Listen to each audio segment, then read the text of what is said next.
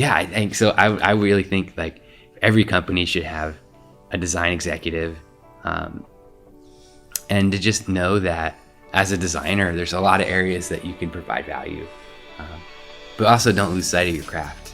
Don't lose sight of your definition of yourself, because that's your superpower. That's what gives you that magic, and that's why you're in that room. Welcome to Design Drives, your audio experience about what, how, and why design drives things forward.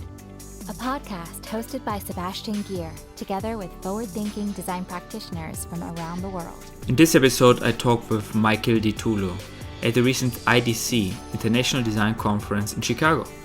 This is a series of episodes where IDSA and Design Drives collaborated to bring you the best insights from the IDSA speakers.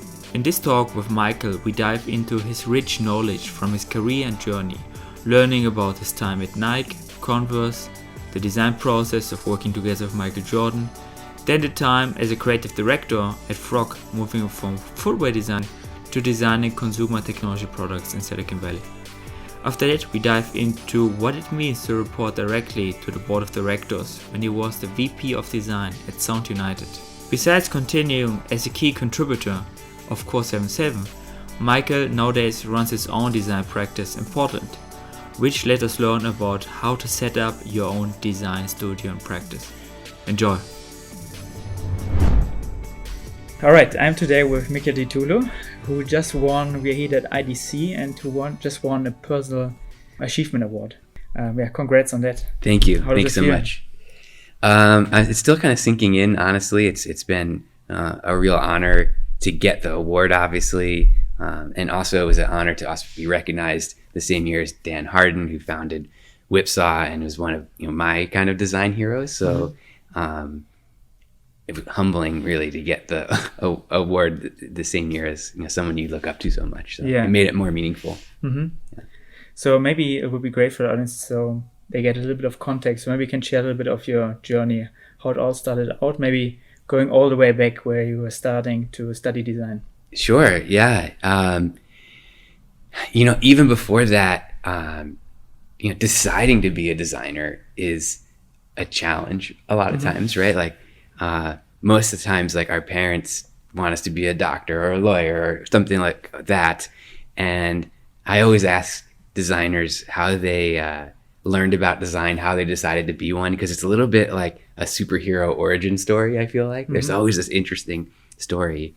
And for me, I was 13 years old, and my parents asked me what I wanted to do when I grow up, and I said I wanted to draw stuff from the future, because I just thought that's got to be somebody's job, right? And intuitively, I was always doing that. I was always just trying to look at this microphone, and I wonder what microphones in the future would be like, and and so I guess I was a designer in a weird way long before I ever knew what it was. I think kind of a lot of kids do that when they're younger. They just kind of shed it at some point, and I was just a nerd and kept doing it. But from there, I studied at the Rhode Island School of Design, and then at the time, this was in the I was growing up in the 80s and early 90s, is all before Google. So it was really hard to get information on things, and you'd have to write schools to get catalogs. And it was always, you're always taking a big leap of faith, it felt like. And you didn't know, it's before Behance and Core 77, and you didn't know what was going on at other schools. So I took some time and studied at Cleveland Institute of Art for a semester, and then did an exchange program in the summer at Domus in Milan through RISD, just to experience other schools and really kind of other philosophies. And I think that really shaped me. That term abroad in Italy, when I was 19 years old, it really definitely shaped my perspective on design at a young age. From after school, I struggled a bit, honestly, to get my first job. It was I worked super hard in school and graduate, and I think I got the faculty award, whatever that means. And then I was like, okay, cool. When did somebody call me to give me a job? So for about 6 months, I struggled. I did some freelance work for some some small groups, and just worked on my portfolio again and again until I was starting to get callbacks, and I got a job at a small firm at the time that had just started a year prior called Evo in Connecticut. And it was this great, I just had a real connection with the design director, who really became like an older brother to me, who I still go to for advice 20 years later. And we were a small team, but at that time, the slogan for the studio was big design, small ego. And I really connected with me. I loved that. And we were doing work for Bose and Nike, Hasbro, Timex, all these big companies, but we were this small group of, I think I was the 5th employee. And when I left 12 years, I left 4 years later, and I think it was 15 people. So it was just like a really nice size. I loved that intimacy to it. I think that's really what inspired me when I set up my studio. It's like, I don't really want to be more than 5 people. It also allows you to work on a lot of different things, right? Yeah, really different things, and it allows me to be involved, right? So we don't take more than 3 projects at a time, so the clients know they're going to get a third of my time.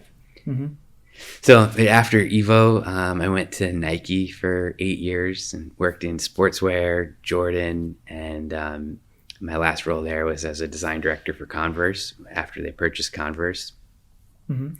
And after 8 years of designing shoes for one of the biggest brands in the world,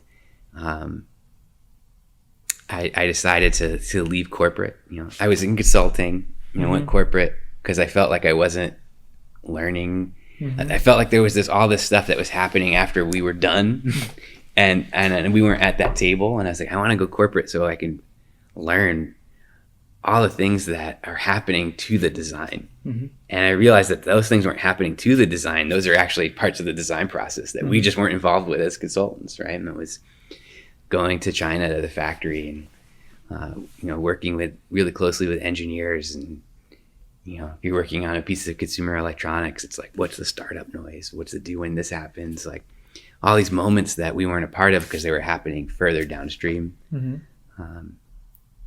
And then after 8 years of doing that, I wanted to kind of take what I learned and bring it back to consulting. 'Cause I felt like it made me a much better consultant. I could empathize with our clients more. And it's kind of funny. I think designers, we talk about empathy a lot with the end user, but we don't tend to think about empathy with our clients or stakeholders. And when we were at Frog, we'd be doing deliverables and be like, oh, there's a 24-hour turnaround on this decision. And I'd be like, guys, like, our client can't make a decision in that time because he has to show his engineering partners and his boss, and there's going to be a whole meeting. And it's going to be like a week before we get feedback. And after you got that experience, you could emphasize with that, right? Yeah.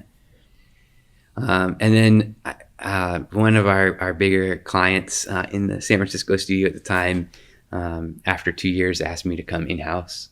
So then I went back to corporate, to a consumer electronics conglomerate called Sound United, that owned Polk Audio, Definitive, Denon, Marantz, and was chief design officer there. So that was a unique experience, reporting to board of directors and the CEO directly. And I was running industrial design, packaging, all the way through like marketing, creative, advertising, displays in the store. Everything from like, who's this for and what is it, what should it do, to what the tag says at the store. So that was a unique experience. And then 2.5 years ago, I started my own studio, again, trying to take all those learnings.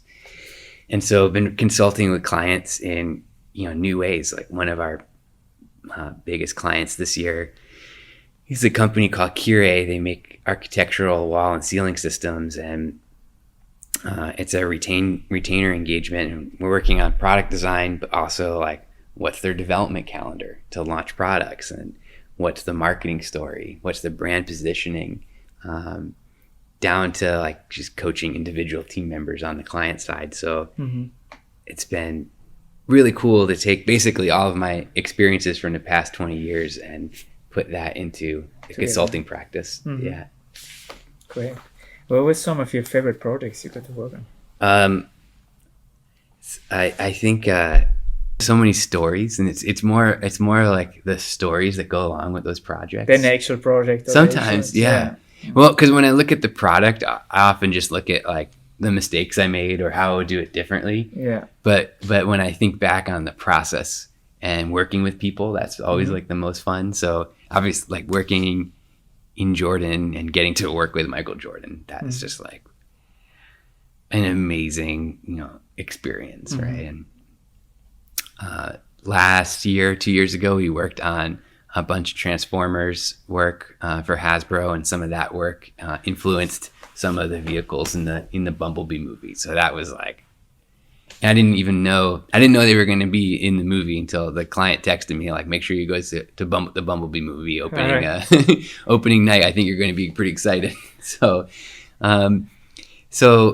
those are some just certain experiences where it's like irreplaceable, right? It's like a once in a lifetime. You have to be in that place at that time. But yeah, I think most memorable, I think working with Jordan. Someone I work for Icon, that was special just because it's such a unique product. They're all handmade. When working with that client for 12 years. So can you tell a little bit more about the collaboration at Jordan? Yeah.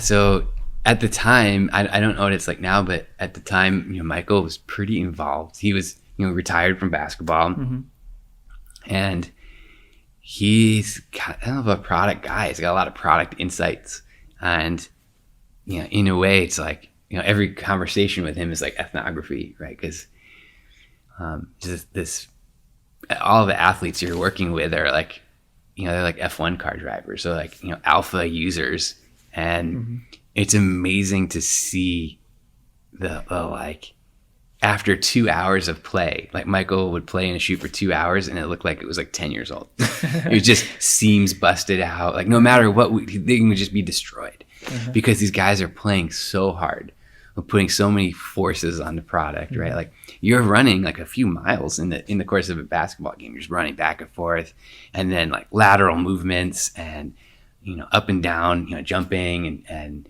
there's so much stress being put on their bodies and on the product, because the product is the interface between their body and the court. And the decisions you make, that matter. And to them, it's like, if you design a product that doesn't perform and they hurt themselves, it could be a career-ending event for them. So it's really, I don't know. I'm actually like, I don't play sports. I don't watch sports. And I think the athletes also just thought that was hilarious, that like, I don't care about sports. I just, to me, it was just ethnography of like, what problems can I help solve for them? And then on one hand, like the biomechanical problems, and then what things from their life could I like bury into the product to make it this emotional story? Like I was working on this shoe for Derek Jeter, was a baseball player for the New York Yankees. And I just love to like put these little encoded messages in there. And I remember I was talking to him once and I asked him who his favorite player was. And his favorite player who he looked up to when he was a kid was a player by the name of Dave Winfield, and who was also on the Yankees. And I mean, he and I are kind of similar in age, and we both grew up in kind of the same area. So, and like Dave Winfield's number, I think, was 41 or 42, and his jersey number, and Derek Jeter's was number 2. So, like on the side panel of the shoe, on the lateral side, I put 41 perfs that were really small, but 2 of those perfs were bigger. And I showed the prototype to Derek, and he was like, "Hey, why are these 2 perfs bigger?" And I'm like, "Because there's 41 small perfs and 2 of them are bigger." And he's like, "It's my number and Dave Winfield's number together," right? It's like only hidden stories, right? That only a product geek would know. But yeah. When you were then working with Jordan, how was it working in terms of like iteration? Did you came up with a new prototype and design? You guys build it and then you gave it to him to try it out? And how did that iteration work like? He was pretty, because he had been at that point we were working on the Jordan 20 had just come out, I think, when I joined. So he had been working on footwear product with footwear designers for 20 years at that point. So he was pretty savvy to the process, and you could show him a sketch and he'd get it. And so because of that, he would be involved pretty early on. And so we would show him sketches and concepts.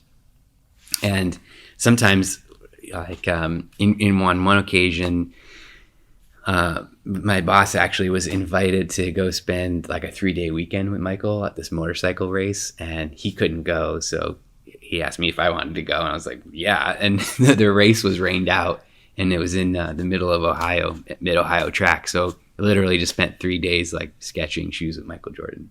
And so I came back, and we would work through a lot of details, and then come back and then build prototypes and then show him the prototypes. And yeah, sometimes he'd play in them. And it was interesting because in a few cases, there was one shoe in particular that came out of that weekend that marketing decided not to bring to production, but Michael loved it so much that we actually had to open up tooling just in his size so he could wear them, which to me I thought was pretty cool. That's pretty cool. Yeah. It reminds me a little bit of the relationship between the Formula One driver and the boxing crew. They try to improve it, like look for the things that could be better, and then the user or the Formula One driver gives feedback, and it's interesting, that kind of relationship in the design process, right? Yeah, very similar. And the cool thing about it is it's so each product is iterative, but you could also I looked at my whole 3 years in Jordan as one project because it was like every season we were going to launch a new basketball shoe, right? So, and by the time you were halfway done to production with one shoe, you were already working on the next one because of the way that the season's launched. So you literally could be applying learnings to like 3 different collections of shoes at the same time as they're moving through the process. So that was, that's one thing I enjoyed about it. It was like, hey, we're going to do it again in 6 months. So. Can you tell a little bit more about what you learned, switching between consultancy and in-house, and some of the learnings around that? Yeah, and I think people often ask me which I prefer, and it's like they're just different, With consultancy, like I love the speed, I love the variety, working on so many different things. Every project is so different. Every client is so different. And so that's like really, it's almost like if you're an adrenaline junkie, you're just like deadlines all the time, and it's very fun. And you get to cross-pollinate a lot, right? Like, so like right now, the 3 projects in the studio are a housewares project, architectural interiors project, and footwear for people with diabetes. So you have all these opportunities for very different projects to influence each other, all the learnings that you don't maybe get in-house. But you don't get, obviously in-house, you get the ability to develop such deep relationships with your engineering partners and your marketing partners. You get the opportunity to go so deep into subject matter and become a real expert in it. And you really kind of hold hands on a project all the way to production that we don't get as much. Sometimes we get on the consulting side, but there's usually not the budget for that. So, and it's always a grass is greener thing for me. Because I love both. If I could figure out how to put all those things together, I would do it. I think the closest I had it was at Sound United, where even though everything we were doing was consumer electronics, we had 5 or 6 different in-house brands and one central design group that I was running. So that was like, we were almost like an in-house consultancy. So that was really exciting. But now kind of like consulting under my own name has been interesting, because now the studio is a project too. Yeah. So I mean, if you have it's not for everybody, but if you have the mental flexibility, I always recommend to designers, like, try to do both. Awesome. Yeah, because even if one suits you more than the other, I think you'll learn from the experience. Mm-hmm. And you've done that too in your career. How was it for you? You were switching between also quite, from in-house teams, from consumer electronics to apparel and footwear, right? And you already mentioned it's a different game, even a consultancy and versus in-house, right? So how was it diving then into a complete new industry? Because that's similar to for people who maybe want to break out of a certain industry and like get into a new industry. Yeah. And it's if you're in-house, maybe not so easy. Than if you're in consultancy, right? Can you share a little bit? Did the consultancy experience, I guess, helped you, right, to make the leap to a different industry? But it's a good question. I think starting in a consultancy was a good base because it taught me that that I could work on anything, right? You can do it. And then being in footwear for 8 years, it was a challenge to get out because people don't realize how complex working on footwear is. They think it's mainly a styling exercise, and so you can get pigeonholed. And so I did a number of things. I think I left Nike in 2010. Yeah. And, or 2008, 2008, something like that. And so I knew I wanted to try to get back into CE. So I did a number of concept projects for myself, and I would, work on these conceptual like personas and storyboards, and then I just send it all to Gizmodo, and then they publish it because it's a blog and they need content. So now like you're being featured, you're setting out these projects for myself, getting featured, and then when I applied at Frog, they saw that I was already doing that work, and I think controlling that definition of yourself is so important. Because when I started at Nike, they gave me my business cards and they said footwear designer, and I was like, yeah, I'm a designer. Work for a company that makes footwear. Exactly. And that was when I interviewed at Frog. They're like, footwear guy, and I was like, nope, I'm a designer. That works for the biggest brands in the world, designing products for like super elite users. And I was like, if you guys aren't interested in that, then and people want to try to put you into a box, right? That's always the problem after some years. But you could control that. You can control that. And so I think for me, I've always, every time I get a new sketchbook in the back, I write down like my definition of myself. It's just like something to always think about. Something that's also really interesting is that you recently started your own design studio. Can you talk a little bit about that process? Yeah, so I've always wanted to start my own studio. When I was in school, I was always looking up to Raymond Loewy and Teague and Dreyfus, these founders of our profession, right, in a way. And they were working across multiple industries and consulting with big corporations. And then I looked up to Hartmut Esslinger, who started Frog, so much. And I remember he told me that he only interviewed with one company out of school. He interviewed with Braun, with Dieter Rams. And Dieter Rams said that he was unemployable. And he said the biggest insult to a German designer, he said, maybe you could work for Philips. And so he's like, well, since I was unemployable, I figured I'd just employ myself. And he started Frog right out of school. So I have such admiration for these design entrepreneurs.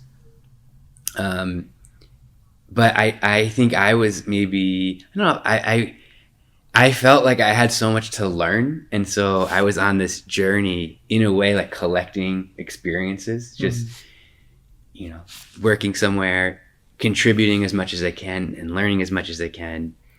And I always was putting it off. When I left Frog, I was thinking about starting my own studio. My friend Howie Nook and I used to talk about it all the time. And the opportunity came up at Sound United, and I was like, well, that's almost like starting my own studio, but for a company, so it's safe. And after 5 years there, my wife, Christina, who's also my business partner, she's the one that pushed me. And she said, you've always been talking about starting your own studio, and you always say, but after I learn this, I'll do it. After I learn this, I do it. She's like, I think you checked off every box on the list, and so it's time. And I mean, I was terrified. I was so nervous. And in the first week, two contracts signed in the first week. Wow. Like the first day, a contract signed. So I now I wish I did it 2 years sooner. Right. But that's okay. You know, I feel like it's been really smooth, and I'm very passionate about keeping the team small so that we can just take the right kinds of projects, and really just taking projects that I'm interested in, you know, projects where I think that I can make a difference for the client, and that we could be of value. And sometimes we say no and suggest another project. So like a large luggage manufacturer came to us a couple of years ago and asked us to design another bag in their collection. And I just like, you know, as a good consultant, I don't feel like I could with good conscience take this project. And they said, why? I'm like, because I don't think that my team and I could do that project better, faster, cheaper than your in-house team. Because you're already to have developed this language. It's just another bag in that language. And you guys live and breathe that every day. And I understand if maybe you're a little short-staffed and so you don't have time to get after it. But I don't think that it would be a good service for us to provide. I was like, but what I would love to do for you is, you know, you're a 42-year-old brand that's mainly appealing to boomers, and you're missing out on really this whole boom in millennial travel. I would like to design a whole collection for you around a new persona of the millennial traveler, and that relates to your existing persona of an adventure traveler, but it's more around how people are doing it now. And then, you know, oh, that's interesting. I thought I'd never hear from them again. 2 months later, they came back and like, let's do that project. Oh, wow. And it's a much bigger project, a project where I felt like we could add value because it was something new for them, helping them take a risk, reshaping their brand, hopefully making it relevant for today. Yeah, I assume it appealed to them that you also had a strong point of view, right? And just went with the offer, and they were really thinking about like where you could provide value. I think this is also appealing, I guess. Yeah, I think so. To me, that's always like the difference between a freelancer and a consultant. You know, a freelancer is an extra set of hands for your team when you get busy, and a consultant is a person or a team that can help you change your point of view. And so I look at like somebody asked me like on their website, why does it say like brands you've collaborated with instead of companies you've worked for? And I'm like, because we don't work for them, we collaborate with them. We're coming in to help them gain a new perspective, and to me that's where the value is. The output of that is design, but the value is helping them shift their point of view. What's also interesting in your new role is that you have to communicate the value of design or the impact of design to your clients, right? Yeah. And we were chatting earlier about also your time at Sound United that you were directly reporting to the board. Yeah. So I'm wondering a little bit about your approach towards communicating the impact of design. Yeah, it's interesting because, you know, they speak a different language, right? Like pretty much everyone on the board had a background in finance. And so I needed to speak enough of their language, but I didn't want to turn into a finance person, right? Obviously. And so what I tried to do, which helped me prepare me to start my own consultancy, actually was like all the time I was teaching them, you know, what we could do, right? And so in my first year there, I was really only had industrial design, and every year I set a challenge for myself to ask the board to do more. So we started with ID, and then we added like ID and UX and then packaging, and then just every year, just like, let's do another. So by the end, we were doing like product launch videos because they were seeing the value of one vision controlling everything for these brands, right? And that's very efficient. I mean, I was able to pitch it to them are being efficient, which means saving money, right? But in their mind, and time and money, but also like showing them the impact on the consumer of like, your product in a way is your biggest form of marketing, right? That's the thing that people live with, not the advertisement. So having that one vision and just every quarter having to present to the board and really to justify our existence, right? And as a design department, right. And I never went to a single meeting without an ask. So not only was I justifying our current existence, but I was like, I want more so we can do more. And so pitching to them all the time and helping them, in a way, empathizing with them, because they just didn't know. They didn't know what design could do for them. And I couldn't tell them what design could do for them. I had to show them. And some of the things I'm the most proud of there, the innovations that we got through, almost have nothing to do with product. Like every year I would host this big innovation offsite where we'd invite marketing, design, engineering, finance people. Every team at the company basically sent a few representatives. And it would be like 3 or 4 days of, we would report out on a bunch of ethnography, and that would lead into a bunch of workshop sessions.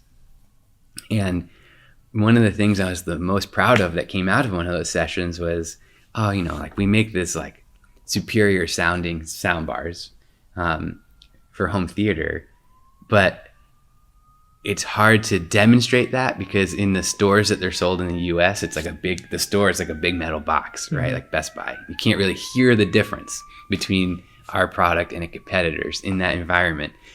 And so what came out of that was like, well, the best place to demo this product is actually in someone's home. So how do we get a product in someone's home to demo? Like, well, what if we had like, an ice cream truck, a truck that could roll around suburban neighborhoods and like let people try these things out in their home. Like, well, we can't afford to do that. It's gonna be a huge expense. So we're like, okay, well, what other trucks are roaming around these neighborhoods? Oh, the cable truck. So, and then we pitched cable companies and satellite companies. We're like, hey, would you want to do this? One of them finally signed on, and it went from nothing, no business, to the second biggest retailer for the company with one product. And so anyway, I was really proud of that, like the ability of design to shift the whole company. And it was a sales strategy was the output. What's also interesting, you contribute for Course 77 for a long time. How many years actually?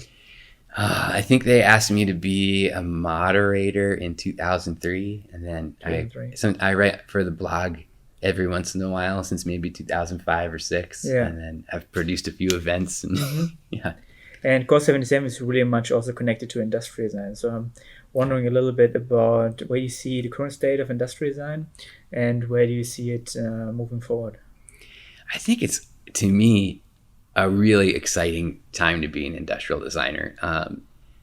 I know there's a little bit of, I feel like I've been dealing with pessimism in the field since I graduated. Or since before I graduated. I remember my first day in a sophomore design studio in college. This is 1995. The head of the department got up and said, "There's no more industrial design jobs. Industrial design is dead." That was 1995. And I've been gainfully employed for 20 years. So I feel like there's so many awesome tools that are coming online, and whether we were talking about generative design or new practices, new methodologies, new tools like 3D printing, moving from rapid prototyping to rapid manufacturing, that I feel like our profession is going to be very different in 10 years, 20 years. And to me, one of the biggest barriers as an industrial designer is tooling. It's just like, when you want to make something and you want to make it bold, risky, when you pitch that internally to a client or to a company, if you're in-house, they're like, wow, that's going to be $500,000 in tooling, and we can't take that risk if it doesn't sell. And I've been on the wrong side of that decision where I've gotten something through and my boss has taken me to the warehouse and said, see all these things? that's the thing that you made us do, and it didn't sell.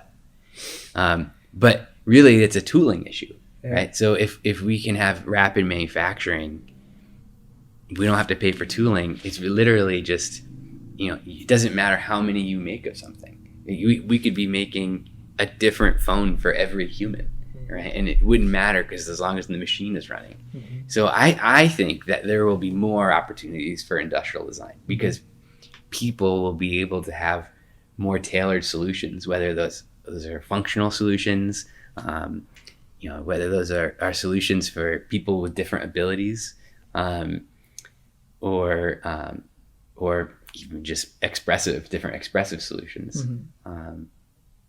I think that, to me, is going to be really exciting. And then honestly, like, I think that we're at a real pivotal point in society in terms of what's going on politically, economically, environmentally in the world. And so I think the things that we won't need will be different in the next 10 or 20 years. So I think that's, again, a great time to be alive as a designer, to be a part of that.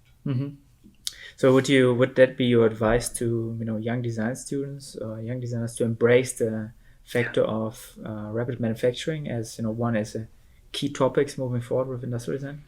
Yeah, I think, and I would say also just embrace mental flexibility, because I think some of the things we're not going to be able to predict, and so like you see some of the things that like guys like Nick Baker are doing with like VR sketching.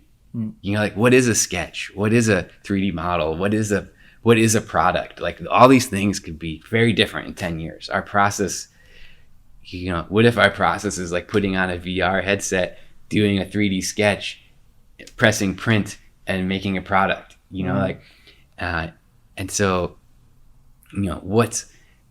what's going to be our future process? How does that affect our business model? How do we maintain kind of a level of craft? And I guess to balance it out, like, I think of like, as people ask me like, oh, are you afraid that like once everyone has access to these tools that there won't be a need for being a designer? And I'm like, no, I mean, I have Microsoft Word, but I have never written a novel. I have GarageBand, but I still tend to listen to music made by musicians, not by myself. And they're just tools. And so they're tools to help us be better at our job. And at the same time, the old tools are still relevant too, right? Like J.K. Rowling wrote Harry Potter on a legal pad on a train. So, she didn't even, sometimes the tool doesn't matter. The result matters. Super interesting. Maybe if we zoom out a little bit, there's been a lot of talk in recent years about the impact of design that is getting more and more important. Not just industrial design, generally speaking, design, right? There have been a lot of acquisitions from design consultancies, right? Yeah. What is your view on that? It's I love that design is having more influence and more impact, and I love that a lot of times, like, we're just a small, less than 5 people consultancy, and we're like working directly for CEOs of big companies. And so I love that design has that seat at the table. I think the danger is that we dilute the word to lose meaning, right? And so you see a lot of people that maybe don't have the skills or the training taking on the term. And so, I think it would be important for us to continue to define what is and what is not design. And, not everything cool has to be design. Like I'll talk to a lot of designers who's like, I want to change the world. And they're like, well, maybe you should go into writing public policy for, maybe it would be better for you to not be a designer and work for Elizabeth Warren, or Bernie Sanders for a year and shape policy. And it doesn't have to be called design, right? Interesting. I don't know. I think it'd be interesting to like draw some. It's different for every person, right? Yeah. So, but I think maybe it's important for everybody listening and watching to create that definition for themselves. Mm-hmm. And that definition is fluid. Just because that's the definition that you or I make today doesn't mean that it's going to be the same definition that I hold 10 years from now. I reserve the right to change my mind. Do you address specifically, I think some of the things you were talking about, do you address also the aspect that design gets democratized a lot? There's been a lot of discussion in recent years also about everyone is now a designer, and like what is actually design, and like the whole topic about design thinking being embraced by also disciplines. Is that something you had in mind when you I for sure. I feel like it's awesome that creative problem solving is being embraced by everyone. The problems that our world is facing is not going to be solved by people memorizing facts. It's going to be solved. They're going to be solved by people embracing creative problem solving and nonlinear thinking. I maybe take a little. I'm not so arrogant to think that design owns those things. I think I've worked with crazy creative engineers and business people, and even like people in law and finance, and were they practicing design thinking? I mean, I don't know. I think they were great creative problem solvers, great nonlinear thinkers. I think there are some tools and methodologies that you can use to like up your abilities in those areas, maybe by 10, maybe 20%. But if you're a very rational, linear thinker, reading a book on design thinking isn't going to make you this crazy creative problem solver. I think it's something that has to be taught from a young age. And one of the things I've been really excited about in the last couple of years, one of the benefits of owning my own studio is I can really shape my time the way I want to. And I've been doing some volunteer work with elementary schools who are trying to bring design in for third and fourth graders. Wow. Because I think that it's not going to, some 45-year-old white dude who's been working in finance his whole life isn't going to read a design thinking book and become a different person. It has to start with, boys and girls at that, second, third grade. Because all of those kids actually are all designers. They can like, you ask those kids we did a chair design project with one, and we're like, man, those kids are like the craziest ideas for chairs. But somewhere that like stops, right? Like 5th grade, 6th grade, 7th grade, all of a sudden that thinking closes off, right? And so, I think we need to be encouraging it. If design thinking has anywhere it can make an impact, it's, I think, in an educational setting. Interesting. Where do you see this, conversation about, or this rise of, the topic of importance of design moving forward?